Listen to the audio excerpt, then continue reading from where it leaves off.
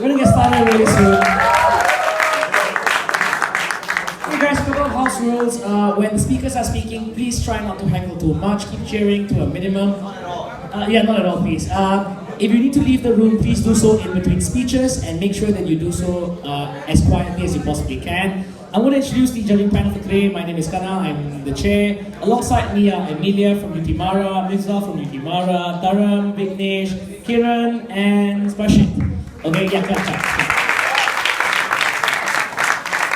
And without any further ado, I will now invite the Prime Minister to start the debate out of black people and music, Good luck.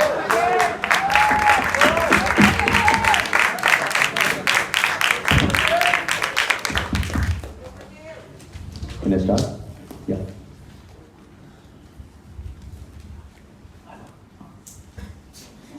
Mr. Speaker, we tell you in a polarized society like the United States today, hip-hop is the only expression of black culture that permeates to the common man in the United States, right? People who don't have time to read about discourses of civil rights obligation, or people who don't attend protest marches, right? Hip-hop is a uniquely black expression of music that people see about black people, right? We tell you that ultimately in hip-hop, the only thing a white person sees in society is either the black person through hip-hop or a black person who's made to conform to white ideals or act like a white person, say in the workplace or other things, right? We tell you why has this happened, and we tell you why this is regrettable and why as a black civil rights movement we should condemn it. Is that contemporary hip-hop today has become solely about making money for the hip-hop actor. It's about titillating the audience with songs about gangsta and booty, things that viscerally appear to the audience so that the black artist can build his own brand and eventually spawn it off to an empire, as 50 Cent did, where he now has video games and stuff, based on his thing of selling pop culture music to the masses that appeal to the masses. But really, hip-hop was not always like this. This is a contemporary phenomenon, because we said hip-hop was a uniquely black expression about black life in the ghetto, right? And it was unique to blacks, this form of music. It was not found anywhere but originated in the ghetto. It was designed to make people energized and empowered and aware about how black people's lives in the ghetto were followed, right? So if you look at Tupac, his lyrics talked about black power and the voice of the black people and the black people moving on to freedom, right? But if you look at contemporary hip-hop, it's just talking about the black man with his booty, with his guns, and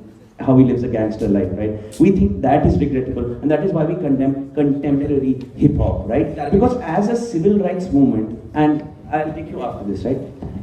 As a civil rights movement, we think we should stop emboldening white stereotypes, right? As a black civil rights movement, you want to energize and make black youth value the black struggle, make them express their angst in a better manner, tell them that this is not the way you express your angst, but you should express it in manners that are more constructive to the black cause, because you will then dispel stereotypes that are currently hindering you, right? Because the state now treats you based on the stereotypes, right? In Ferguson, when the cop says that I am excused from shooting him because I thought he was going to pull a gun, it's on the basis that this cop only has an idea of a black man through the stereotypes this cop has been fed, because he never interacted in this polarized society with the black man, right? We tell you, when you dispel stereotypes and condemn contemporary hip-hop, you're making it harder for the racists to perpetuate stereotypes that hinder effective action to further your rights. Before that, clarification from opening. Yeah. Will you also condemn black pop icons like Kanye West and Nicki Minaj, or will you only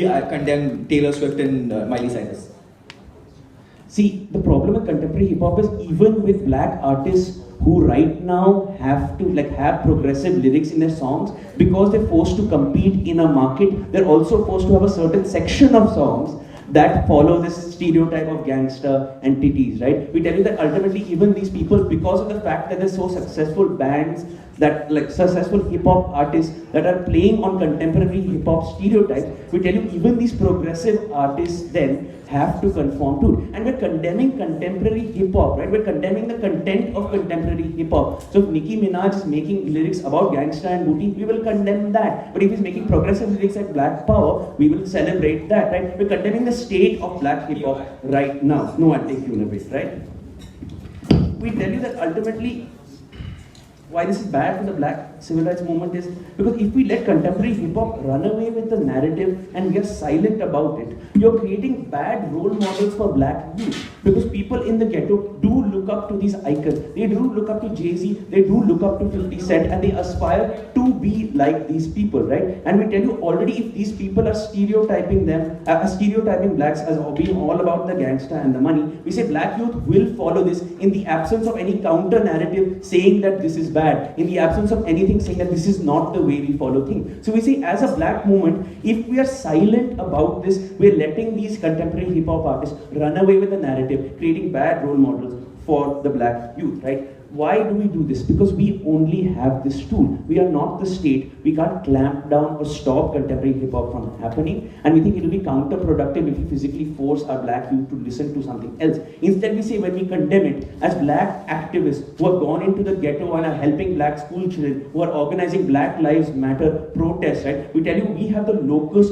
to tell them what is right and wrong, and they're more likely to listen to us then. But because when we condemn them, we are activating that discourse. Because when we are condemning these artists, and if they have a problem with saying that you cannot judge them, we say it is their obligation to then respond to our condemnation, and it's their obligation to tell us exactly why our condemnation is bad. And we tell you, this very act that you're making the black artists tell them why those lyrics are justified is going to activate the discourse, and we think in that argument we would win, because then our condemnation would stand because of all the pernicious harms, the lack of the pernicious harms that contemporary hip hop does to the blacks' civil rights movement. And we told you those harms as emboldening the white stereotypes and essentially creating bad role models, making blacks more likely to conform to these stereotypes. Now, it's okay to put this obligation on contemporary hip hop artists. We think it's a reasonable restriction or reasonable judgment on their right to livelihood. Before I come to that, anything for closing? Okay, stop debating this from a white man's sensitivities. Talk about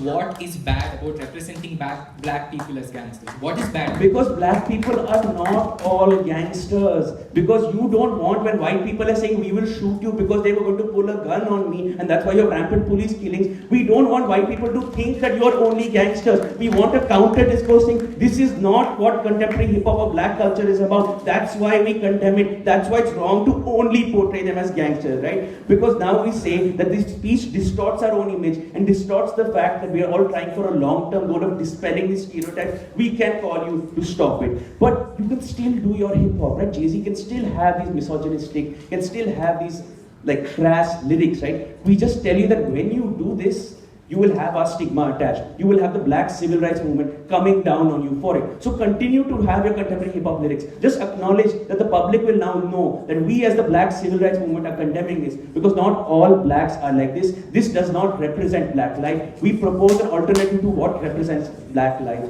better, right? And for all these reasons, we think we should condemn a movement, because in the absence of any condemnation, you're letting them run away with the discourse of what it means to be black, and this perpetuates the very stereotypes that hinder the very social change you're seeking to achieve as a civil rights movement. And for all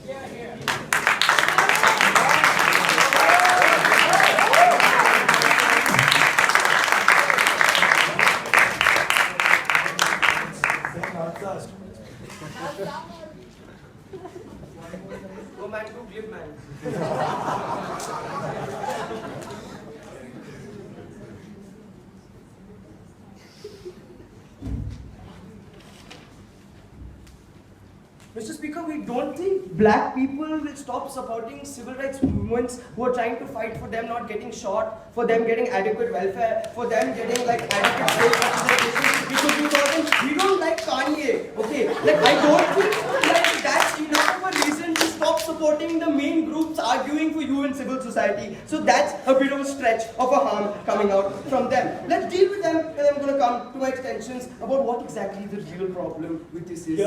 In terms of, wait, you didn't listen to Patel, okay? In terms of how white people see black people because of this music. First, hip hop gets diluted, like we tell you that hip hop has gotten diluted to cater to both black and white audiences. The problem with contemporary hip hop right now is the fact remains that because of the fact that Jay-Z and Kanye needed to sell this to a wider base of people and accommodate white audiences as well because they wanted to make money, they had to universalize the message, which is why they have to talk about like, you know, like titties and booties, because like all white people can also understand and, like guns and like especially Texans can understand guns, okay, and golden chains, but the ghetto isn't approachable to white people. Here's the problem, it's still reductionist because of the fact that while they're talking about a universal message, the person singing it is still that black musician. Which means that we tell you that Jay-Z is bad for two reasons. First of all, that all other people who do start becoming hip-hop artists necessarily to do well also have to follow this universalizing message the moment they get attached to a bigger label, the moment they move out of Detroit, the moment they move out of Baltimore. But secondly, okay, if you notice something about contemporary hip-hop, it's not just universalizing in terms of what the words are, it's also universalizing in what it's become. Tupac used to rap and used to sound really good at the same time because you could pay attention to his words. Hip-hop now, because of Taylor Swift and Nicki Minaj and Miley Cyrus, has become a lot like EDM music. There's a lot of beats, like there's a lot of like pretty women, and it's no longer about the words because of the fact that you can hype to the beat and you can like hype to like, you know, like them talking about booties. Like we think that the problem exists is that even if there's Kendrick Lamar, even if there's Jay-Z, even if there's Kanye, and they're talking about really nice things that could help the civil rights movement, it's lost in packaging. It's lost in this deluge of funky beats and pretty women and tits and booties. And we think that that's the unique harm that comes out with contemporary hip-hop. Here, they tell you that hiding the negatives does nothing, but we tell you that the white man sees nothing else. Condemnation doesn't mean that we're going to like prevent this music from coming out there, but it does also mean that civil rights movements are no longer acquiescing to this image of the black man, to this idea that the only thing that you see as the black role model for the youth is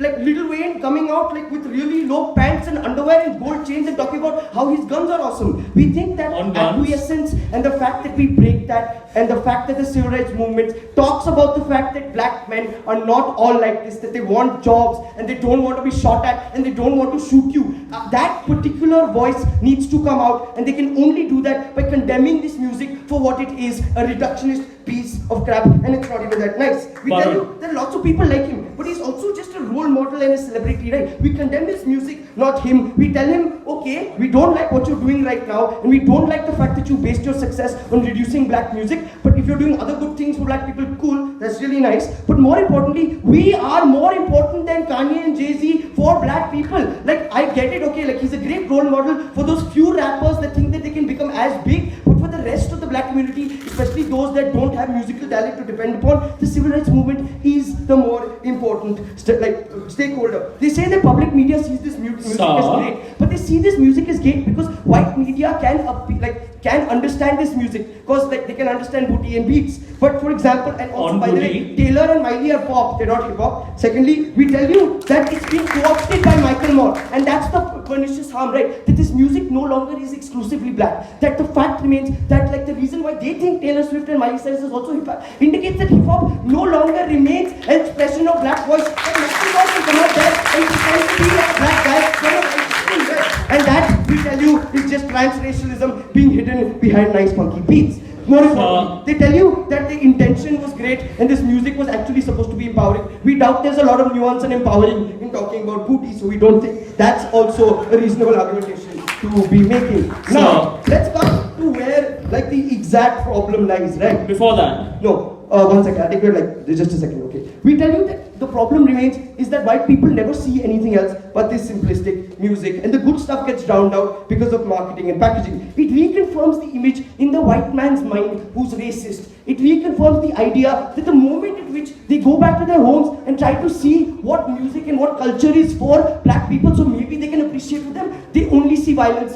they only see booty, they only see money, they only see horrible things, which confirms the idea in their heads that black people can't be civilized. And that's what we think that the real problem is. That there simply is no other way of looking at this. And that's why we tell you that here's the problem, right? There is no non-gangster black image in the media. This distorts it because of the fact that two things. One, what I just told you about the fact that white people don't get any other way, but also normal black people cannot dislike it because of the fact that the moment at which they come out and say, that's not representative, white racist people be like, but that's your music. Because hip-hop only becomes black when black people are talking about it. Otherwise, it's perfectly neutral and it's perfectly accessible to both people. That's the problem. They can't co-opt it because it doesn't represent them properly. Before I move on, closing. Okay. Do you think there's something inherently unsophisticated about wearing your jeans low? And if not, why would you let whites continue to dominate the narrative around what sophisticated in society means? Okay. Here's the problem, right? The problem isn't that sophisticated society has to be redefined, it's that mainstream hip-hop in its current form cannot redefine society for you, because there simply isn't enough messaging, or even if it is, it's completely lost in all of that packaging. Thereby, you can never achieve the end of it being redefinition of society. You can only achieve the end that this is the gangster life, and this is what those black horrible men in ghettos want to aspire to, because that's the only ever image created in the white racist man. Which is why we come to the final argument. We think that this creates the necessity to go through a rite of passage to be acceptable to white people. They have to neaten their language and listen to non-black movement and go through this process of, becoming more white and listen to Mozart and stuff, because of the fact that mainstream hip-hop has precluded them from trying to see or point out a lot of tangible benefits of their identity in hip-hop itself. It doesn't contain that level. It simply isn't a good enough medium to allow for enough of a creation of the idea that I don't want to be a gangster and it's not the default choice for me. Finally, we tell you that this is bad for black women. And Nicki Minaj literally has to talk about her own ass in Anaconda to talk money, to earn money. That's all the only option is for her, and that's particularly harmful. For all of these reasons, we're proud to oppose. Thank you.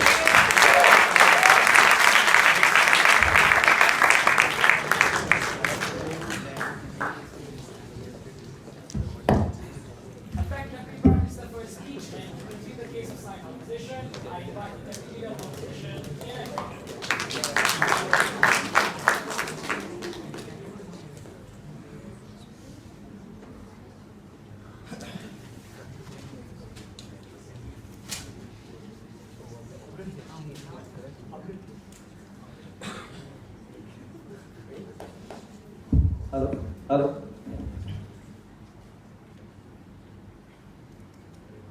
With black teenagers being shot every day by black police officers, a single minute of media airtime wasted discussing hip-hop and its effects on black civil rights is a distraction from actual discussions about reforms in the justice system, reforms about the fact that the black prison population is disproportionate to the actual black population in the country. We believe opening government hasn't established why, as a civil rights activist, which rights are you fighting for at the point at which you condemn these hip-hops, and why it is legitimate for you to distract from the actual civil rights you're required to fight for, and you require the media to portray accurately to build the coalition required for tangible change on those issues. I'll get to those issues in a bit. 3 quick points of rebuttal. Firstly, they said hip-hop is the reason why black cops are shooting cops are shooting black children or black teenagers. That's extremely insulting. At the point at which people are dying, you can't assert that changing the way music operates will somehow lead to change without giving us the reason to believe as to why that might happen. Then they said, yes, sometimes Nicki Minaj and Kanye West might have activist poses or activist stances which might benefit the cause of black rights, except when they do it in the form of booties, the impact gets diluted. Fine, they're artists, they're not obligated to be activists. You dilute as a civil rights activist your own message when you focus on hip-hop as opposed to police shootings, as opposed to going to presidential candidates and asking them to talk about what they would do to stop the violence against black people, what they would do to bring about reform here. They claim it's not mutually exclusive. It's not mutually exclusive in principle, but it is in practice. When at the point at which to gain tangible change in society, you require people to respond in a constructive manner, you need to reach out to them about the issues that are most important, and they fail to do that. Finally, they said this sends out the message of like it conveys certain stereotypes about black people. Except you condemning the music in no way stops either production of that music, given that consumers continue to exist, or the interpretation of that music by the fans of these people who have already co-opted that narrative. So there's absolutely zero solvency on any issue from their side beyond saying this is probably bad and this is probably regrettable. We should probably do something about it. It's not clear what they achieve. It's not clear what they're even trying to achieve as a civil rights movement. Which brings me to my first argument with regards to how civil rights movements need to act in stages.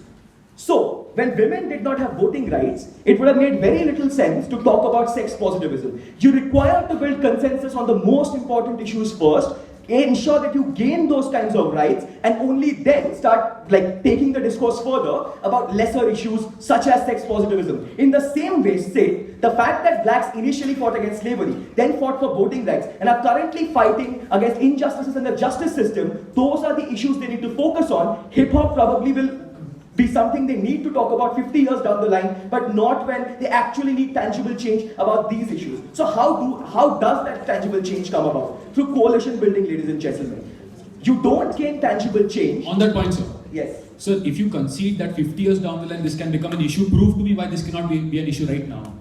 Oh, it's absolutely an issue right now. You talking about it neither changes people's perception on that issue, more importantly, distracts from the issues you actually can do something about, which is to get the presidential candidates to comment on this and get the media to talk about it. Say, which brings me to my second argument. How will this condemnation be perceived and conveyed to the people you are trying to send your message to? So how will the media talk about it? One, it will ensure that it takes away significant amount of air times that they could have spent discussing about actual issues that black people face. So every minute that MSNBC does not talk about Black Lives Matter and the fact that there are issues in the justice system is a minute lost in creating critical pressure to ensure tangible social change on these issues. It takes away from presidential candidates to have to commit to actual policy promises because these news channels are no longer holding them accountable to it. What are they doing instead now? Given that they require TRPs and given that when a black kid got shot, the way they chose to present it is to show a clip of that guy being murdered and then say, murder, question mark. What will happen is, when a Taylor Swift song comes out or anybody's song comes out, a white person talking about black lives and sexualizing them, and they condemn it, the media portrayal will be, black rights activist diss artist X, racist, question mark. That does not lead to any actual discussion with regards to the issues black people face in day-to-day lives. It doesn't matter what you say, it matters what is heard, because that's the only point at which tangible change can come about. It does not matter what your intent is, what matters is how people perceive it and how people choose to act upon your actions. And they have at no point shown how people will respond positively to this message in any meaningful manner to have any form of emancipation for black people sake. Which brings me to the other issues, right, in terms of coalition building.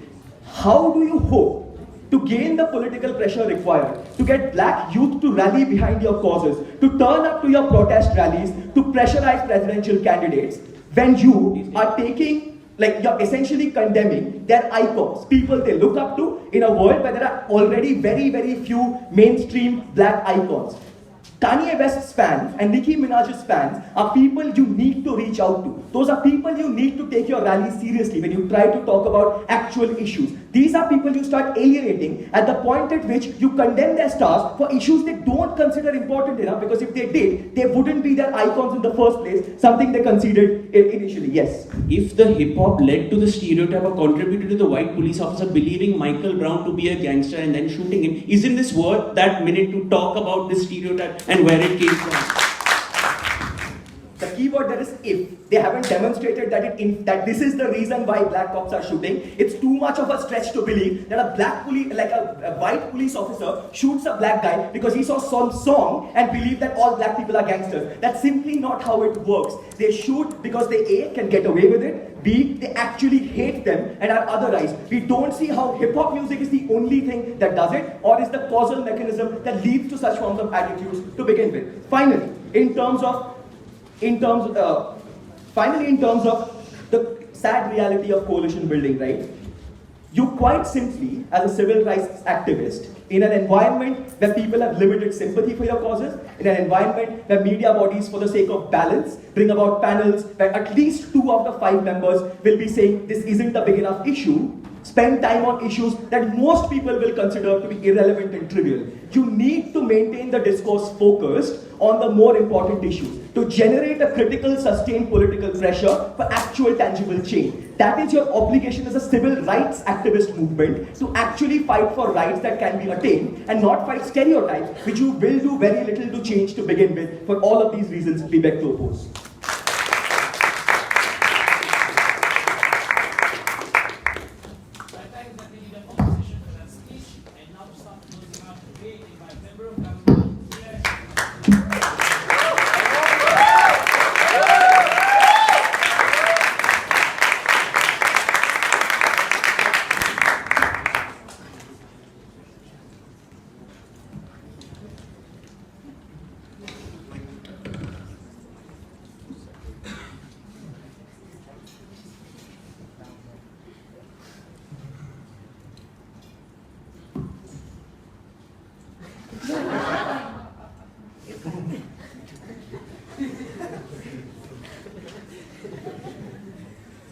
Mr. Speaker, we think that Trideep's case can be condensed into him having a problem with the fact that now media is not going to give enough airtime to things like Ferguson, etc. And the debate is going to shift to other things like why we're condemning pop music, right? And we think that this kind of shift in discourse is something that is good. And we think that this is going to create a counter-narrative within black communities as to how they perceive themselves, and not just about how white communities perceive black people. And we think that there is a unique benefit to this discourse, and that is what I'm going to prove throughout my speech, right? And so to begin with, Mr. Speaker, it's important for us to understand why issues like Ferguson, why issues which the black people face right now are kind of reaching a stagnation, why the Black Lives Movement in USA is reaching a stagnation, right? We think it's because the persecution that these people face has changed over the kind of years, right? It's no longer persecution on the basis of rights or affirmative actions or not being able to touch each other or sit in schools together, right? We think it's become more tacit, it's become things which are not so visible anymore,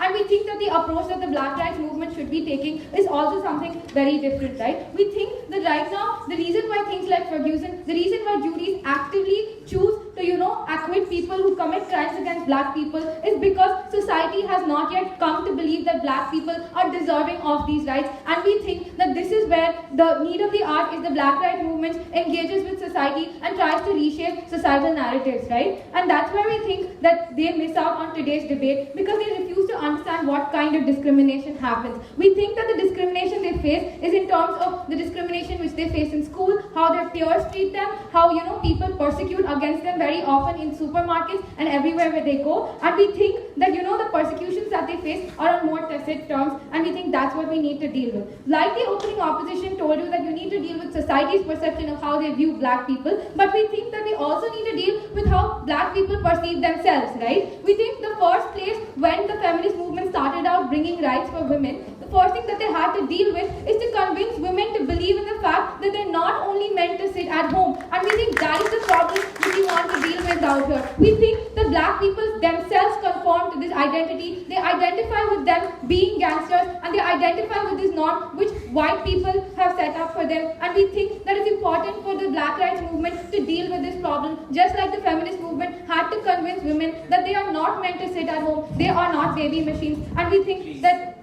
we think that condemning hip-hop culture does this, right? How? Firstly, you need to understand how black communities operate, right? We think that they're very close-knit communities, they're ghettoized, they live together, and they have very minimal interaction with white society or any other kind of society. There exists an immense amount of pressure for people in these communities to conform to the standards of what it means to be black, right? We think that black teenagers who go to school are, kind of forced to fit into this stereotype because they go back home, because they go back and deal with the same kind of kids in their home, right? We think that black kids face a lot of pressure to fit into this trend because they are in those communities sit down, right? We think that kids, especially black kids who do well in school or who try to break out of this norm, are bullied by other black kids in school. When they decide to hang out with other kids, or when they decide to pursue interests which are different from, say, playing basketball or engaging in this kind of music, they are bullied by people within their own community. And even to the extent of the kind of job they take up, like, the kind of work they do, they are bullied by people within their own community. And we think that there is an increasing pressure for black people to fit into this kind of perception, and we want to change that, right? And we think that this kind of move is going to create discourse within the black community. If the media is giving airtime for this, we think it's a good thing. We think that black people need to reconsider what they think about themselves, and is this how they want to project themselves to community. And we think that this discourse is something necessarily good, right? But Mr. Speaker, that is where we extend and differentiate from our opening government. But Mr. Speaker, why is the Black Rights Movement, sit down, I'll take you at 6, okay? Why is the Black Rights Movement uniquely placed to do this? We think that there is a sufficient number of people within the black community who would like to break out of this mold, who would like to do something different. But we think because the community is so close-knit and they're so entrenched into the stereotype and they face this pressure to fit into the stereotype, those people don't have voice, right? But secondly, Mr. Speaker, black communities being a collective are very homogeneous in the sense they see themselves as the same kind of people. We think that they do not give legitimacy to anybody and everybody. We think that the criticism which comes from white people is not so effective as criticism which comes within their own community, right? We think that the Black Rights Movement occupies a unique legitimate space within the black community itself by virtue of being the movement which has led this kind of movement in black rights. We think that by actively condemning this kind of hip-hop music and actively condemning this hip-hop gangster culture which black people have chosen to opt into, we think that they give voice and impetus to those black people who want to redefine what it means to be black in an American society where they're persecuted against, right? Wait, alright? Furthermore, we tell you, Mr. Speaker, this discourse is something which is essential. We think if it gets airtime and if it becomes something important, we think that a homogeneous black community, which is by and large conform to these kind of stereotypes, which not only people within their community believe, but which is also something which white people believe and which is what they actively want to see and want to perpetuate. We think the ability to create change is far more. In fact, we think that when society buys into the fact that these people are different, that's when issues like Ferguson, when issues like, Charleston get more impetus from the white community and the black community as well, because society actively believes that these people are not gangsters. Yes, opening. Yeah. Please be the first speaker to establish that this condemnation will actually lead to a change in the nature of the music, or without such change, why will people's perception about their icons change in a meaningful manner? Okay. Firstly, even if it doesn't lead to the change in music, we believe that there needs to be a counter-narrative for them to at least argue whether or not they want to be associated with this kind of music in the first place, which we don't think exists. But secondly, Mr. Speaker, we tell you, irrespective of whether the change happens or not, as the Black Rights Movement, when we are arguing for societal acceptance, when we are arguing to change these kind of societal narratives, it is wrong for us to, endorse anything which further entrenches this kind of societal narrative, right? But we think that it's really important to create this discourse, and we think that it's far more likely that these black people are going to reconsider what it means to be black in our case, on our side of the house, than on your side of the house, right? So to move on, I'm going to summarize what closing government brought to the table in terms of this debate. We clearly characterized to you as to how black people are unable to break out of the mold in which their society characterizes them to be, and we think that by initiating this kind of internal discourse, at least as the Black Rights Movement, not standing for these things, considering the fact that we have a unique legitimate position which we think that a large part of black community is going to legitimize, we think that we are going to be able to create effective discourse, and we will be able to redefine how black people are perceived in society. We're very, very proud of it.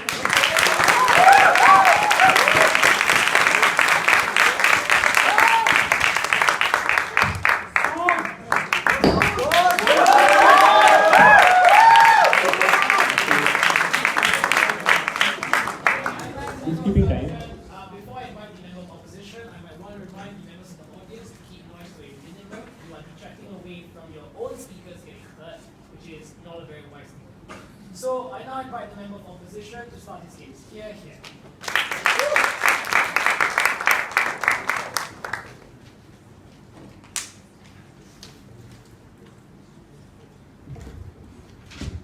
Can everyone hear me? Mr. Speaker, we think the condemnation of a cultural element of what it means to be a black guy to avoid this further stereotyping, right? Covering these things up leads to that same apologetic idea that whites should be able to dominate what sophistication in society means. Because there's nothing uniquely unsophisticated about using the word nigger or wearing your jeans low. We think all of these are cultural constructs because media, because of whites' dominance within society in terms of economics, has helped them to hegemonize it, right? We tell you the unapologetic stance of hip-hop is in fact something that should be embraced because it uniquely breaks their ability to continue to do that. It uniquely breaks the idea that you have agency over our image. But why do we think, first of all, the idea that mainstream hip-hop is just about booties and all, right? We don't think it's true. There are artists like Kendrick Lamar, right? Jay-Z, Big Crit, B.O.B., all of whom engage with humor and satire, elements which deal with second-level double entendres and puns, something which only a person of shallow intellect like Sen can miss in these instances, right? We think it's extremely important to understand how they break the subconscious barriers that you have and help you engage at a deeper level, right? But we tell you in fact that he says this packaging is bad. We say it's a fantastic packaging, right? Because it's something which gains mass attention. The youth recognizes what these black communities go through and then thinks about this music back at home and wonders whether we actually engage in those stereotypes, right? Whether we actually feed back into it and whether they are true, right? Because when you hear this music and when you see someone doing it is the point of time when you again take that discourse back into your mind, back into your subliminal conscience and discuss about it, right? They say we don't want to feed into stereotypes.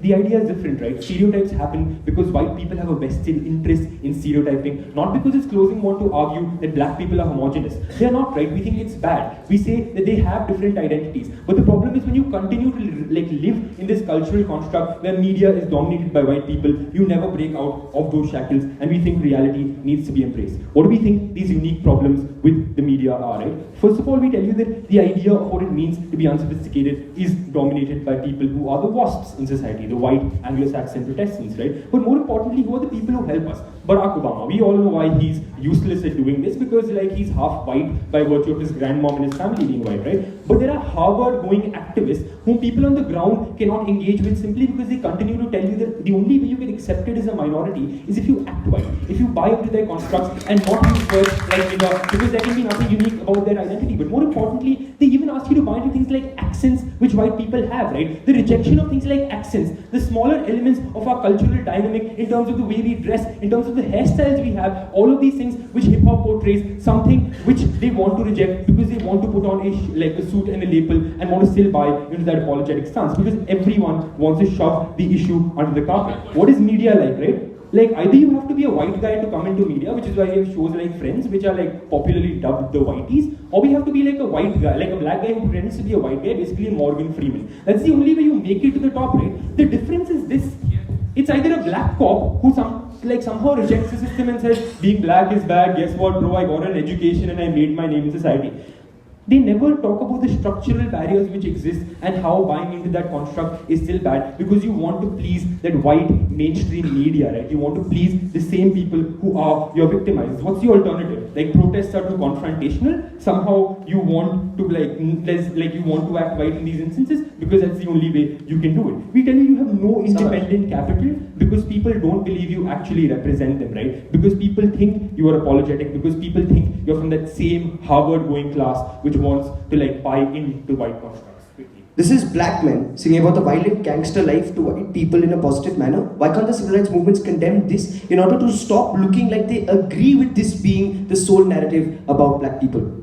Okay, first of all, as we said, it's not the sole narrative. That stereotyping happens at another level simply because people want to hegemonize you on that way. But more importantly, this also has multiple narratives as we already contextualized, and that'll be the crux of our extension in terms of how humor and satire embedded within these multi-layered humor and satire embedded within these musical forms is often the way these stereotypes break. Why do we think that happens, right? Because we tell you humor and satire, especially when in what it means to be a black man, right? The idea of new black, which comes in B.O.B., right? It tells the idea that, do I have to be in a ghetto to be accepted by that white society as being that legitimate black person? Do I have to buy my jeans from a thrift shop, right? We think we need that disruption. We need you to understand that's not the stereotype we want to perpetrate, but more importantly, there's an element of funny out there, right? It also makes the idea of being black different and cool for these people, right? A lot of people want to think, oh my god, it's cool and something we want to engage with and something we want to try out, right? Wearing a hoodie, there's nothing naturally wrong about it. We can still do it and at the same time engage with people on other constructive discourses, right? We tell you that given that this provides the counter narrative to other things that the civil rights movement does, it provides a unique counter narrative in these instances. But even within this industry, right, we think we can lobby the contrasting musical styles of people that they want to argue, which is their best case. People like Nicki Minaj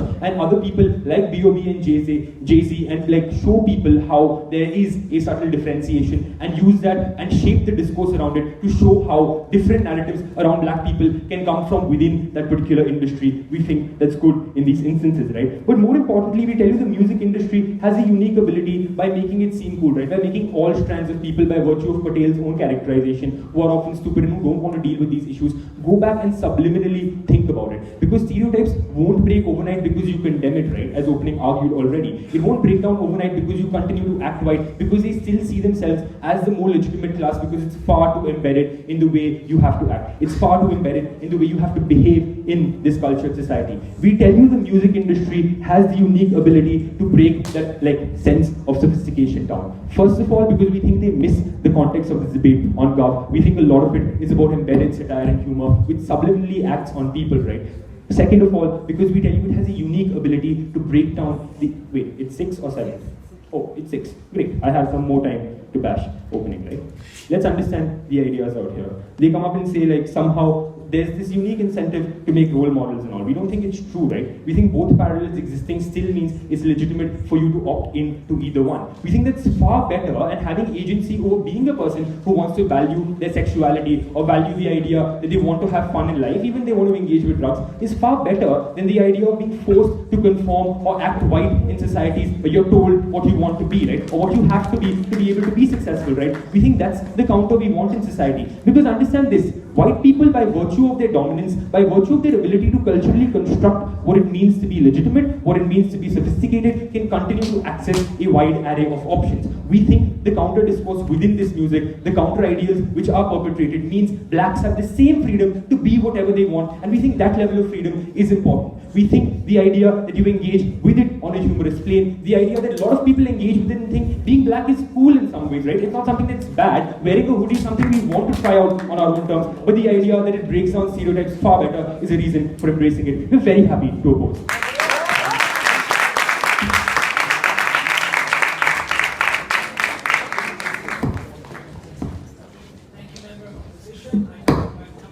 Hello.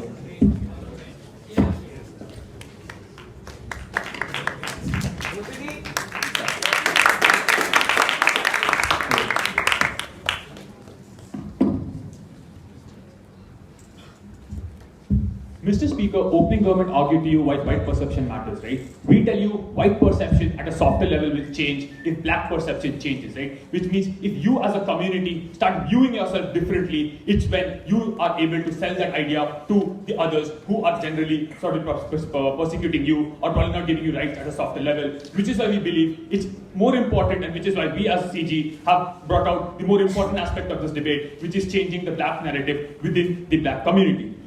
Understanding what closing opposition spoke about is in terms of comparative existing. We tell you that in the current narrative there is no counter narrative, right? Which means as the black right movement that there is no exigent need for us to go out and embrace an ideology which already exists, right? We do not see why we need to actually go out and do that. But more importantly, our first speaker told you why there is absolutely a need for you to create this counter narrative within the black society, right? Secondly, we do not believe this to be a debate about sophistication where the only alternative to not watching hip hop is you are going to become a sophisticated person, or the idea that the only way to success is sophistication. We do not believe that as an ideal stands, right? But more importantly, understand what in this debate the black right movement exclusively brings, right? So sit down, I'll take you later.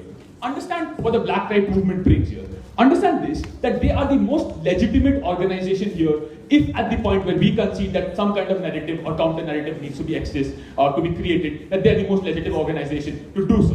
Why? Because you've frequently seen black right movement frequently go out against societal norms, which means at the point in the past where the black right movement legitimized black rights, legitimized the change in perception of blacks, we believe on side government that at the point where they now hold this kind of legitimacy, where they now hold this kind of perception within the people, within the eyes of the black community themselves, at that point when they go out and condemn some move, condemn such move, or condemn some sort of culture, it holds some amount of legitimacy. More importantly, we believe the two classes are different, which means the kinds of people who follow Kanye West or the kinds of people who follow hip-hop are necessarily not engaging with the black rights community because you do not conform to the kinds of views that the black rights or the black rights movement inherently wants you to, right? We tell you the black rights movement has fought for black rights, has fought for black rights or like black people to be viewed in a certain way, something which you as people who conform to the hip-hop do not necessarily believe in, which means you are already disengaged with these kinds of people, you already do not have that support base. At the point where you start condemning them is at the point where you start making them an issue, right? Is at the point where you start discourse, is at the point where you actually can create a counter narrative. But before that, yes, closing.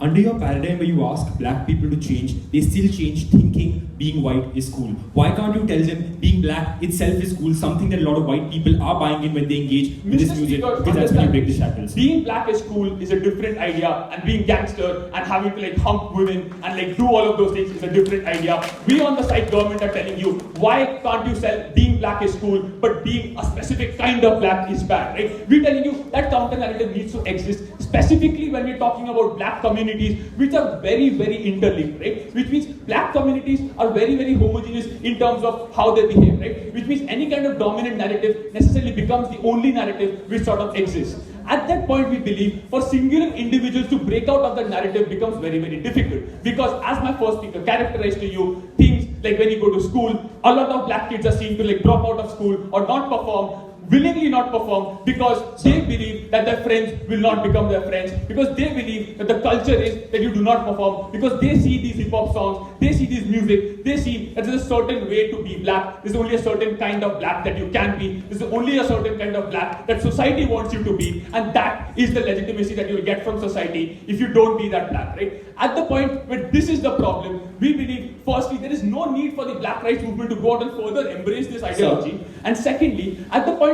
where the counter narrative can be created, and a legitimate counter narrative, and this is something which is exclusively something we do from closing government, we tell you, at the point where the legitimate counter narrative can be created, we give these people the voice, right? We give these people the possibility to engage on alternative possibilities, on alternative ways of being black, right? We tell you, the black rights movements, and this is where our argument of like how movements in general work, we tell you, black rights movement has now an intrinsic responsibility towards introspection within the black rights community themselves, right? We tell you, the movement has progressed from where you have to differentiate or create a collective black identity to create multiple identities within black people, create multiple discourses on what black people can be, but more importantly, allow for this possibility, create the environment where such discourse can happen. But before that, opening.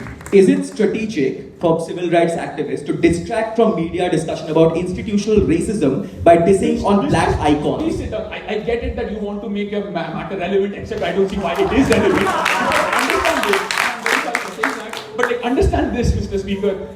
Media houses don't work on binary, right? Which means it's not like as if every time a Ferguson is going to happen, you're also going to be like criticizing Kanye West, or you're also going to be criticizing the other hip-hop artists, right? We tell you, media houses then prioritize what they choose. Black rights movement can also prioritize what they choose, right? Which means black rights movement will not at the point where Ferguson happened try to distract away from this movement, right? It's ridiculous for you to say that and still try to remain relevant on that aspect of your case, right? I think that's the most ridiculous aspect of their case, and they're trying to remain relevant on that aspect, right?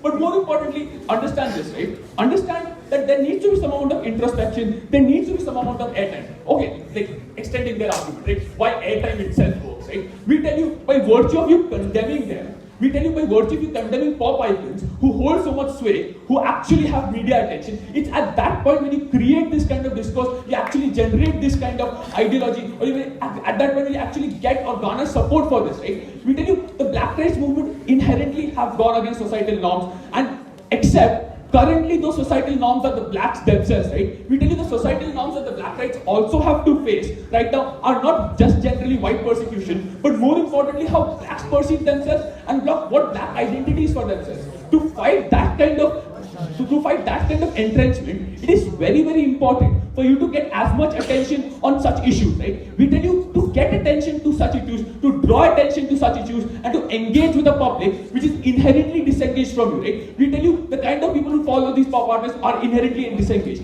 At the point when you want these people to come into this, to discourse, to come into like, to talk about this discourse, and to like basically have alternate viewforms, is when you can get that kind of media attention and can you garner their attention. At the point where you go out and criticize, you condemn these artists, is at the point when you get this attention to actually go about and do so. It is not our burden to show that this is necessarily translated to change. It is our burden to show that we have an incentive to do so and that we have a moral obligation to do so. And we believe as closing government we have best done that. And for all of those reasons, we are very proud to do this.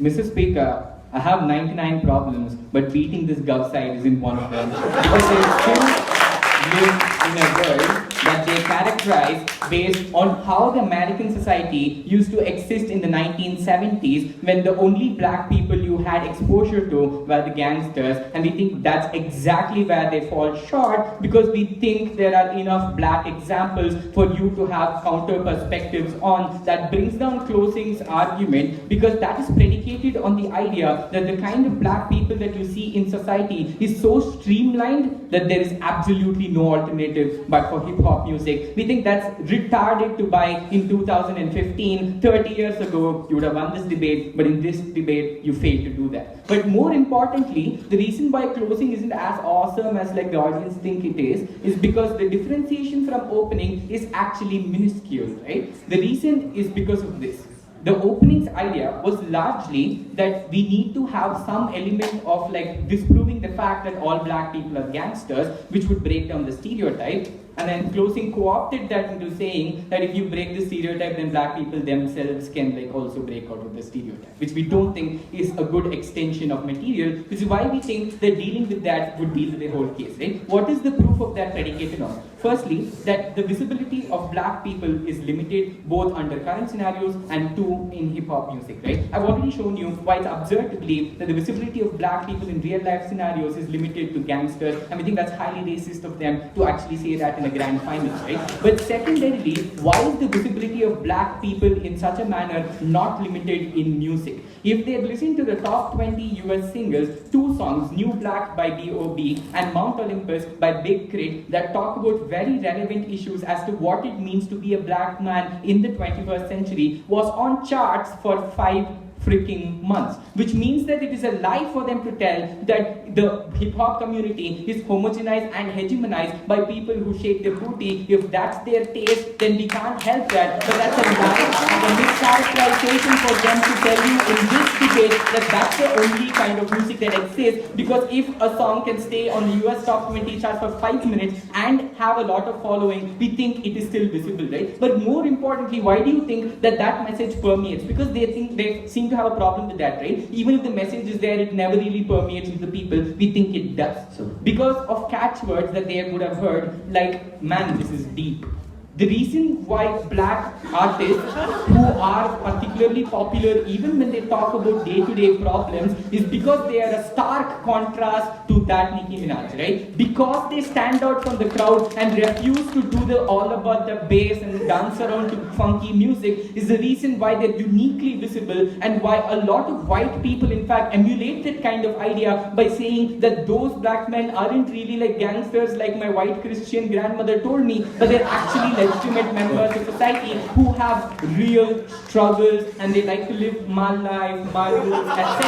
And that they are legitimate people who you can see and appreciate in day-to-day life, because characterizing them homogeneously as gangsters, right? But more importantly, even if that end of the spectrum is there and the other end of the spectrum is this, why is this existence of this other end of the spectrum such a bad thing, Mr. Speaker? We think that's particularly necessary for you to shape the discourse on why there are different kinds of black people and why there needs to be a differentiation in policy to deal with them, right? Not all black people are in a single homogeneous community living in one ghetto that looks really shady, like Nithya said. She actually came up here and told you that they're all like very homeless in a tight-knit family. They're not. And we think that differentiation is very well elucidated by songs that show both ends of the spectrum, right? And therefore we've proven to you why clearly none of their ideas stand, because visibility is not a problem. In fact, visibility is good, which is why our extension becomes very important, right? As to whether or not we should celebrate that kind of visibility or not. And we think we should, because that ties in with their own idea as to the selective opt-in out-of process as to what defines me as a black person, right? By going by their narrative that the only kind of legitimate arguments that black community can run is their idea of being straight-jacketed, very decent guys who go to church, is something that we think is not a representation of what black people might be proud of on ground zero, right? We think that excludes the movement, excludes those kind of people from the movement, and we think that's absolutely problematic if you do that, because we think that's equally something of a culture that is to be respected, right? If they want to send you messages as to why crime is bad, they can do it without the cost of losing cultural identity. If their problem is that black teenagers get into like drugs